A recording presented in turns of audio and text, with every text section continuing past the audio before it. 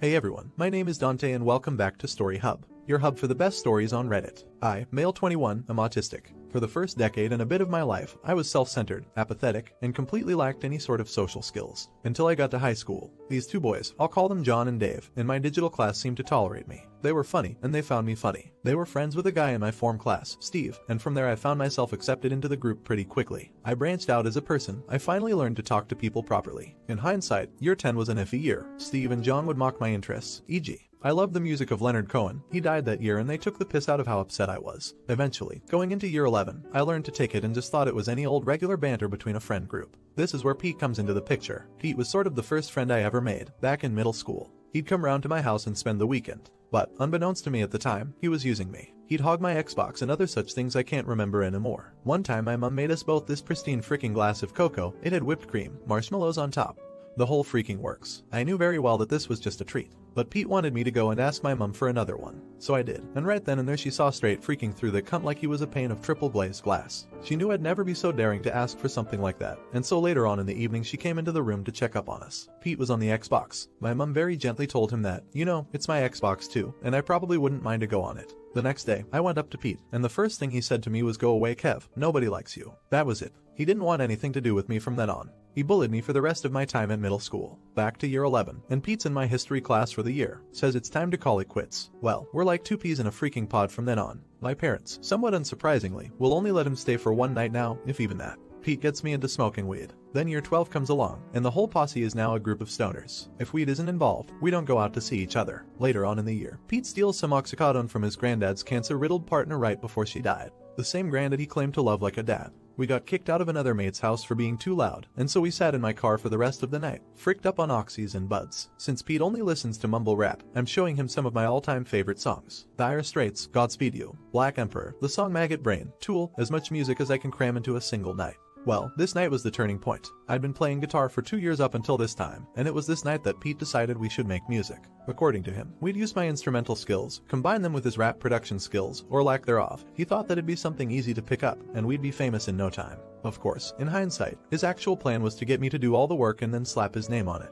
We moved in with his granddad the following year, and he claimed he wanted to learn the bass. Wouldn't stop talking for freaking months about how good of a bass player he wanted to become. I get a 6-string Ibanez bass for Christmas, and he never picks it up. All the bass talk goes out the window. It was the keyboard now. Of course, the exact same thing happened then, only I paid for the keyboard myself. We lived with his granddad for a year, right up until he died. I moved back in with my parents, and by this time Pete had influenced me and changed me so much that my relationship with them was pretty much ruined. For example, Pete found a box of my mom's old VHS tapes. She has an extremely rare tape of Song of the South. Pete runs his Google numbers, and he has $signs in his eyes. That cunt influenced me to sell, and attempt to sell, so much of my parents' belongings for his own gain.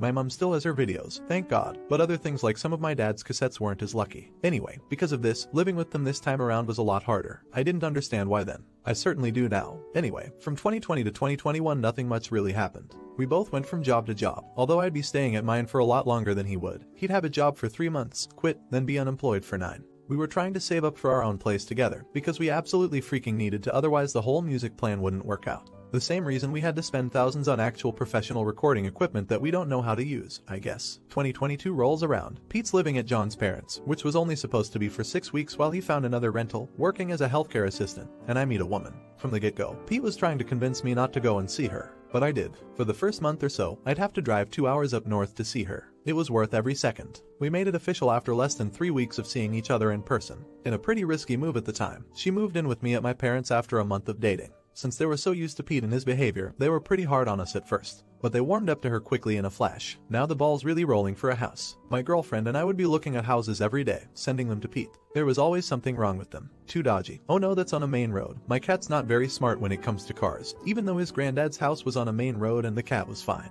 It doesn't even take a week before my GF is sick of his shot. And we pretty quickly agree that we're better off just moving in on our own. It took me a couple weeks after that to pluck up the courage to tell Pete. I knew he wouldn't like it. Once the time came around, he blew up like a little kid, saying I'm jeopardizing the music, etc. We didn't speak for a month after that. During that month, I finally realized how much his presence has poisoned my life. So I blocked him. He was quick to text me, telling me let's just please talk this out, I don't want to lose you as a friend. Once I explained why I blocked him, he went from that mentality to actually maybe it is a good idea we're not friends anymore. All of that shot is both of our faults in literally the blink of an eye. He did the rest of the work for me. Blocked my number, blocked me on Instagram, even blocked me on freaking Spotify. The only thing he left out was Discord. From here on out, the only person in the group I was seeing was Dave, and he was quite vocal about how poor Pete's fifis got hurt. After Dave failed to pay us back $110 even after asking him multiple times, my GF and I stopped talking to him. There were 4 months of silence. 4 months. Until Pete sent a message to the Discord that he'll probably regret for the rest of his life if he has even a milligram of self-awareness. Somebody sent a video of a woman drinking canola oil straight out of the bottle, and Pete chimes in with POV, Kev's missus. My girlfriend is a big woman. She's dealt with shots like that her whole life, so I was seeing freaking red. One detail I've left out of this story, for good reason, is that Pete would send photos and videos of one of his clients to the Snapchat group. Now, that alone could get him fired. But it gets worse. The client in question is disabled, both physically and mentally, and completely non-verbal. And this ape would send photos of him on the toilet, videos of him blowing vape smoke in his face, pretty much just documenting his elder abuse. I saved the videos at the time, but didn't do anything because I was terrified of what he'd do to me. Despite his hyping up of his own physique, I was gifted with the body of Hercules. As my girlfriend puts it, it's more like Socrates. I'm the only person he's ever put his hands on. But now was the time. I didn't give a frick anymore. I emailed his work, and I sent them everything. He was fired on the spot, no pay, nothing. He tried to run away to his dad's house 3 hours away, but the dumbass forgets that I've met his dad. I've been there before. So I go into my Google Maps timeline and give the police the information they need. Week after that, he's back at John's parents', where his car has sat ever since. God knows what the frick he's told them for them to let him keep living there.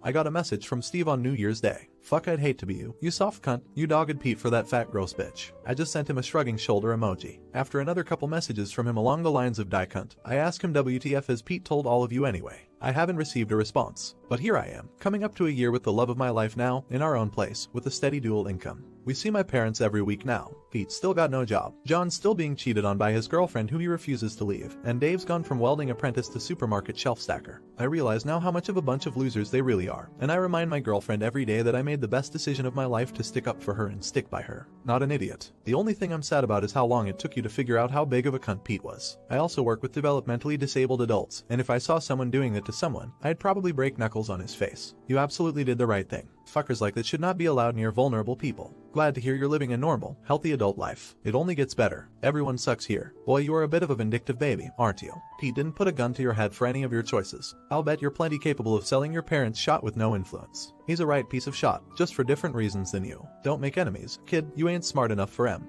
Everyone sucks here. Pete and your old friends are shitty people. Good that you are away from them, and your girlfriend seems like a good person, but this definitely comes off as it's not my fault my life is shit. You still made the decisions you made, no one else.